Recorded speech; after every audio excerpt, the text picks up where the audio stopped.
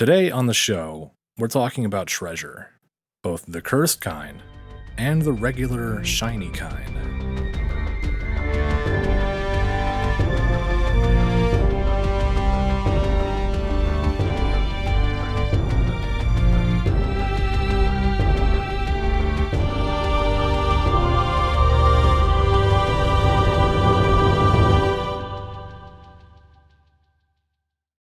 Welcome to Lore Party, the podcast that explores the stories, characters, and universes of our favorite video games. I'm your host, Connor, and joining me, as usual, my good buddy Jaden. How you doing, sir? I am very good. I'm excited to look for treasures.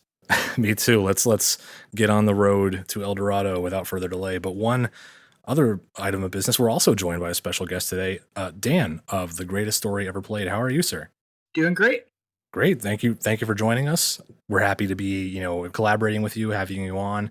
What can you tell us about Greatest Story Ever Played? What do you got going on over there? Yeah, our podcast, basically, in a similar version to you guys, we do kind of deep dives into different story-driven games. So we've hit up stuff like Uncharted or Last of Us or Life is Strange, that sort of deal. So we kind of do those and, just break down the game in a big way. So it was cool meeting you guys and seeing that we love a lot of the same games. Absolutely. It's always nice to meet kindred spirits and kind of share thoughts. And if you've done episodes on Uncharted, then this is going to be exciting because I'm a bit of an Uncharted freak, more or less. It's one of my favorite franchises. And Jaden, I know that you had a unique perspective on the franchise. I'm definitely the newest person to the Uncharted franchise. In fact, I started by playing the fourth one.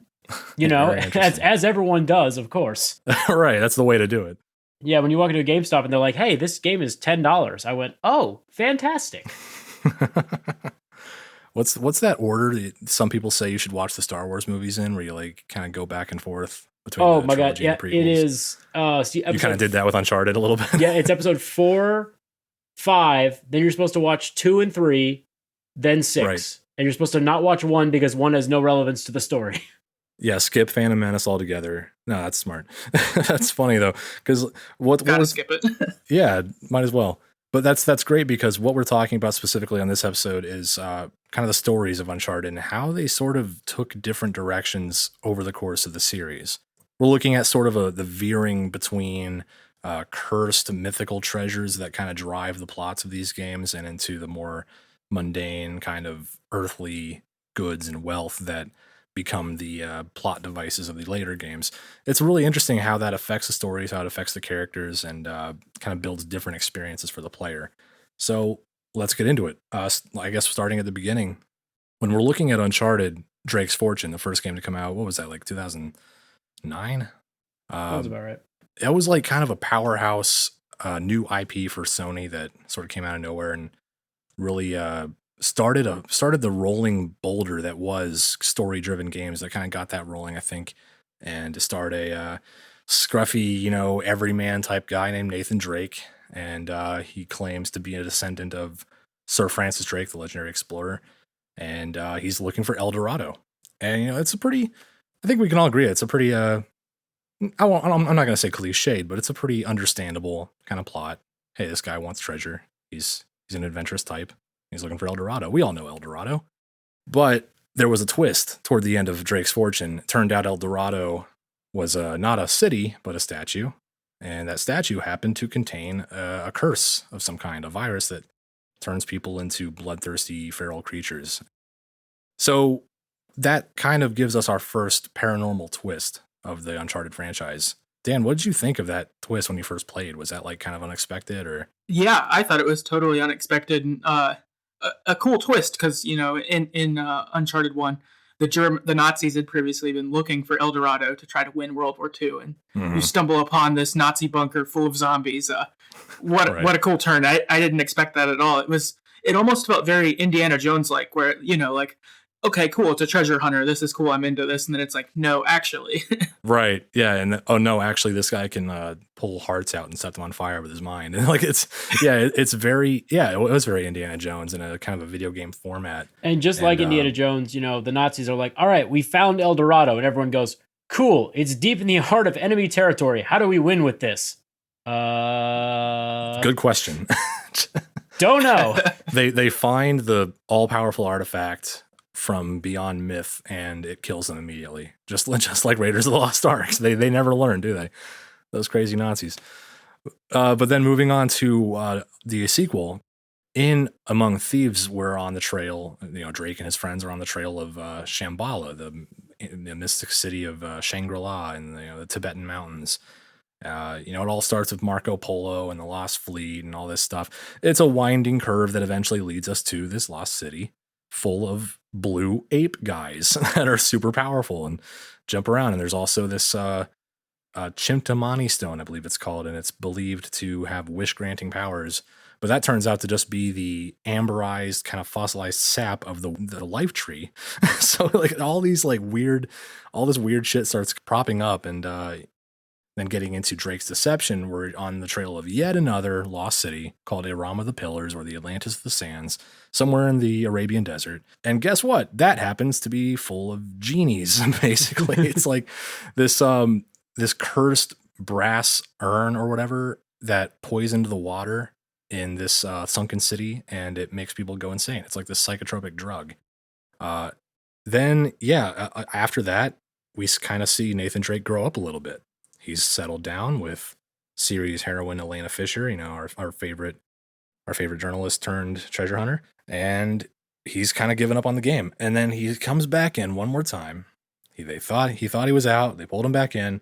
Well, his brother did. That's another story, though. To find the lost treasure of the Gunsway heist, one of the last big scores that legendary pirate Henry Avery took down.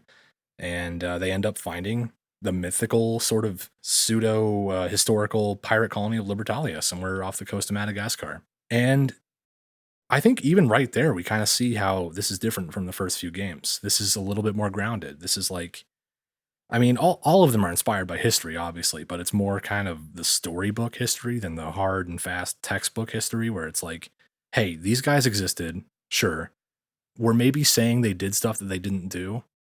We're kind of maybe taking some liberties with some of their life stories. But then you get there and they find the treasure and they find out that the pirates kill each other over it. But this isn't cursed gold. It's not like, Pirates of the Caribbean, where like if you take it, you become undead. It's just gold. It's just a pile of money. The most cursed object of all time. Yeah, it's just money. And I think what undoes the pirates in that story isn't, cursed golden sarcophagi that turn them into zombies, or a sap that turns them insane and blows them up, or like a genie water that makes them see stuff that isn't there. It's just gold, and they get greedy and they kill each other, and that's a departure. That's not like a paranormal thing. We do see a definite break in the pattern here with Uncharted Thief's End and Uncharted Lost Legacy. The treasures, the MacGuffins, the plot devices are no longer otherworldly. They're no longer like a storybook kind of sci-fi twist on historical fiction. It's just kind of straight up historical fiction. So it's, that's what inspired this episode today, is just talking about, did that make the games better, worse, just different, and in what ways? Do you guys have any thoughts on when you noticed this difference, what you thought of this difference? Did you think that that Uncharted Thief's End was better for this difference, or did you think it was kind of missing something? Is this kind of a break in the Uncharted formula that shouldn't have happened, or is it a good thing that it happened? What do you think? I think it's a good break personally. It just, I think that, probably after a while having supernatural means as to why the treasure's cursed or whatever, like it seems like you'd recycle plot points after a while. Yeah. And instead you get this good picture with Drake and his brother of like, will you do anything to get this treasure or not, or whatever. And you see that with the pirates, that like, there was like the Elite Four or whatever, essentially, and then they start slowly cutting each other out, and then it's two boats so full with treasure that they like cause their own deaths, kind of thing. And it's like that treasure can corrupt you too, or whatever. So I thought that was pretty cool. It felt like a natural switch, but like I thought it was cool. I think that's a great point. You used the term natural switch there, and that's kind of like, that makes me think these games evolved. They grew up. Just like we talked about Nathan Drake himself kind of growing up between Drake's Deception and Thief's End. I think maybe the stories grew up a little bit too. They start dealing with more mature themes like, greed and avarice and unchecked ambition rather than just, hey, this is a wacky, powerful thing that, the bad guy wants and you can't let them have it. Absolutely. I mean, if you even look at the opening to Uncharted 4, it's him in his attic, reminiscing about the good old days. In fact, he's so bored he set up targets to shoot at with a Nerf gun because he's trying to preserve the old Nathan Drake, the old way of his life. And then in a weird way, his brother comes back and tries to drag him into his old life again, but he doesn't actually go into his old life because he's not that person anymore. He's not the cavaliering adventurer who can go off and do whatever he wants. He's got a family that he has to worry about now, and it's almost as if his brother acts as a dirty mirror to be like, "Hey, I could have been you, but I decided to go another path and actually start a life for myself and do something other than treasure hunting. And look how it's benefited me versus you, who's spent your entire life chasing after one treasure." Right. And his brother even acted as the incentive to do it. Like I think Nathan Drake wanted to treasure hunt while he's working at the docks and stuff like that, and is kind of like, whatever, I've got a day job. But then his brother like incentivizes him to do it. But during this journey, he's like, oh, I was like Sam before, and I don't know if I want to be. And it's cool. Like it's a good reflection to see. Absolutely. Yeah, you definitely see a lot of conflict in him. Like he's reluctant to go back into the life, but then he starts to kind of like remember why he loved it. And when there's that devastating, heartbreaking scene where Elena kind of confronts them, and he has to explain himself.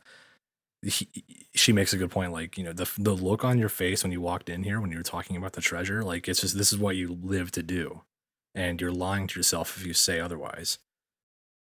I think when the stories kind of take a more realistic, realistic is a relative term here, but when they take a little bit more of a grounded, kind of down to earth approach, you do have a little bit more room to explore that human element. There was plenty of human element in the first few games where there were these paranormal MacGuffins driving the story, but that was kind of the conflict came from those treasures.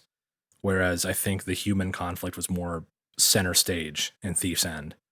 Uh, it's a thrill ride. I think those first few games were really trying to nail that cinematic thrill ride feel. And I think these kind of fun imaginative spins on these old tales of history were kind of necessary for that. So maybe it wasn't even a strength so much as just it was a necessary approach to make these stories interesting. But as we saw with the later games, you don't need that paranormal approach to make them interesting because you can kind of put the characters even more into the forefront and make them really drive the narrative. Okay, we're going to take a quick break here, but stick around. We'll be right back.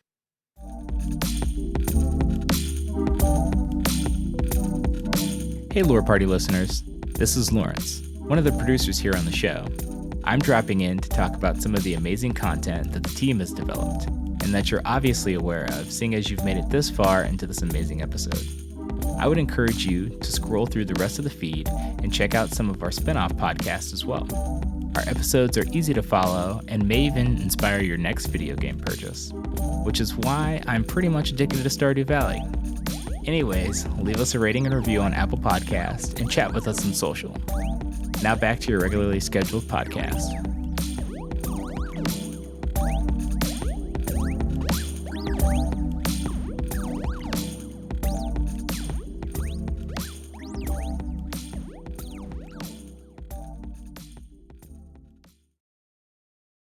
One last thing that kind of I thought would be interesting to talk about. This is just kind of getting speculative. We've talked about kind of the treasures in all these games, not including Golden Abyss because I haven't finished that yet. That's for the Vita, so we're just gonna leave that. Leave that where it is. We're like not, most people who bought a Vita. All props to that game. Just gotta leave it right where it is and never touch it. That's making me sad right now. I wish, God, I have a Vita and I just don't touch it much. Anyway, and you're the reason it's that's a whole other now, episode. Connor. No, no, blame Sony, Jaden. It's all them. Yes, of course. Stop supporting it. But no, that's a whole other episode. That's a whole other discussion. But no, in the main games, we're talking about the treasures and how, at least in the earlier ones, they're kind of these mythical objects and artifacts that sort of defy explanation. how do you explain a sarcophagus holding a mummy that breathes this black dust at you and you turn into basically a 28 days later dude? that's how you end. How do you explain that? So I'm like thinking like, the games got more grounded, the treasures got more grounded, they're more easily explainable. What if there were explanations for these early treasures too? What if you studied them long enough, you could kind of get an understanding of this could exist on Earth. This could have existed as like an ancient force that people before us, like the older civilizations, understood that, hey, we shouldn't probably let this get out. We should probably bury this in tombs and set traps, and they'll make movies about it later. But what if, this is getting really way out into the weeds, but what if that El Dorado parasitic plague thing was kind of an offshoot of like the cordyceps from The Last of Us? We're getting kind of game theory here, but I don't know. Just thinking like this could be scientifically explainable. I don't know. I'd like to believe that way back in time, when they were constructing El Dorado, one of the guys working on it was just biting on an apple, and then a bird pooped on it. He went, ew, that's gross. And he just dropped it in the hole. And thousands of years later, we got a zombie apocalypse. The bacterium. And that guy is smiling down from heaven being like, I did that. Is he smiling, or is he like kind of pulling on his collar going, oh, I mean, dude, the guy spent his entire life building this thing, and then all of a sudden a bunch of white guys show up and try to steal it. Wouldn't you be happy if your leftover lunch killed that guy? Come on. There you go. No, yeah, you see some of your ancestors or some weird dudes showing up and stealing your life's work, and they get their comeuppance. Yeah, I'd be happy with that. That's fine. But you also look at the Aram of the Pillars, the MacGuffin in Drake's Deception. I mean, what if that's just LSD? Like, what if the people who lived in the Atlantis of the Sands just kind of were the early pioneers of psychotropic drugs, and their whole water supply got spiked, and so they kind of just tripped themselves. They had a monumentally bad trip, and their entire civilization collapsed. Top 10 ancient pranks that went wrong. Number 3 will shock you and bury your city. The real start of EDM. Yeah, they also invented EDM while they were at it. And then raves. It's fun to think about. I will say I kind of touched on it earlier, but I do think like the paranormal, supernatural parts of it were good for the early franchise to establish what the universe is, because it kind of does establish that there is magic in this world of theirs in a way. And then as it grows, as Nathan grows, and as we grow up, not playing the games, not me obviously because I played the 4th one, but you guys, when you were growing up and playing them, you realized, oh hey, maybe we should move away from that. Maybe we should go on to the adult portion of our lives, where the only magical thing there is the power of money. Right. Lots and lots of money. Okay, well, I think that brings us about to a close here. But Dan, I wanted to thank you one more time for joining us today. Thanks again for coming out from Greatest Story Ever Played and joining us on this topic. It's been a pleasure. What new stuff do you guys have coming out over there that you'd like our audience to know about? Yeah, one recent episode we did that we really enjoyed was talking about Night in the Woods, just getting to visit Possum Springs and this weird animal town and see what was going on there. That was really cool. We talked about Pokemon Red and Blue a little while ago recently too. That was pretty awesome. So those were cool recent ones. And to find us, you can just look up The Greatest Story Ever Played on Apple Podcast or wherever you get your podcast. And we're pretty active on Twitter. If you go to @StoryEverPod, you can find us there and engage with us and check out more episodes. Awesome. Great. Well, thanks again for joining us. And that about wraps it up. We hope you all enjoyed this episode. If you did, please take a second to rate and review us on Apple Podcasts. It really helps us grow the show. And be sure to connect with us on Instagram and Twitter @lore_party. Thanks for listening, and we'll catch you next time.